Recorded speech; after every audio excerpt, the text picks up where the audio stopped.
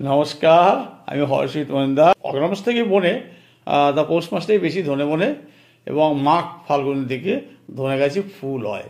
আর এর ফুল কিন্তু পুরো সাদা এবং যখন ফুল ফোটে বেশ সুন্দর লাগে খেতটা, আর প্রচুর মৌমাছি গুনগুন গুন করে একটা আওয়াজ আসে। এবার ফাল্গুনের মাঝামাঝি দেখবেন ওই ফুলগুলো ঝরে গিয়ে বেশ সুন্দর পুঁথির মালার মতো দানা হয়, দারুণ দেখতে। তা আমি যখন অফিসে আসতাম, কালীনগর স্টেশন, নবদ্বীপের পরের স্টেশন কালীনগর, ওখানে নেমে ওই কালীনগর মাঠ সোজা আসতাম নিমতলা ফার্মে, তখন এই ক্ষেতটা দেখতাম।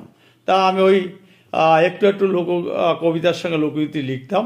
তখন এটা দেখে এই লোকগীতিটা আমি লিখেছিলাম আজ থেকে 3 বছর আগে।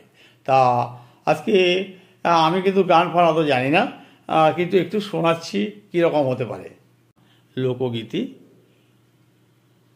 ধনে পাতার গন্ধ বোঝা দায়, ধনে পাতার গন্ধ বোঝা দায়, বসন্ত খের সাদা ফুলে, বসন্ত খের সাদা ফুলে, ধনে পাতার গন্ধ বোঝা দায়, ধনে পাতার গন্ধ বোঝা দায়, বসন্তে খেত সাদা ফুলে, বসন্তে খেত সাদা ফুলে, ভ্রমর আসে দুলে দুলে, বসন্তে খেত সাদা ফুলে, ভ্রমর আসে দুলে দুলে, ফুলের রঙে ধনে খেতে রায়, ফুলের খেতে ধনের রঙে ধনের খেতে রায়, ধনে পাতার গন্ধ বোঝা দায়, ধনে পাতার গন্ধ বোঝা দায়, ফুলের সুবাসিদে ভরে, ফুলের সুবাসিদে ভরে, কৃষক মাঠে চাষের তরে, ফুলের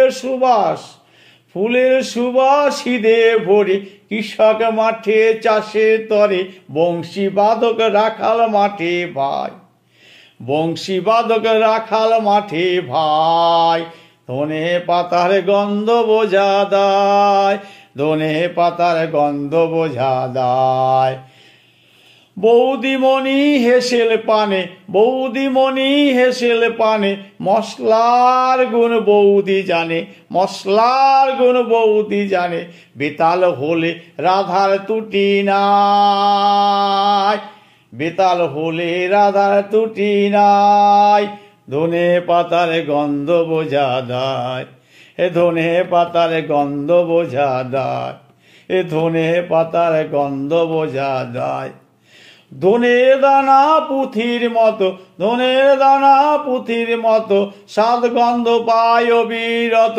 সাত গন্ধ পায় অবিরত, ধনের মতো দ্বিতীয় ফসল নাই, ধনে পাতার গন্ধ বোঝা দায়, ধনে পাতার গন্ধ বোঝা দায়, ধনে পাতার গন্ধ বোঝা দায়, ধনে পাতার গন্ধ বোঝা দায়।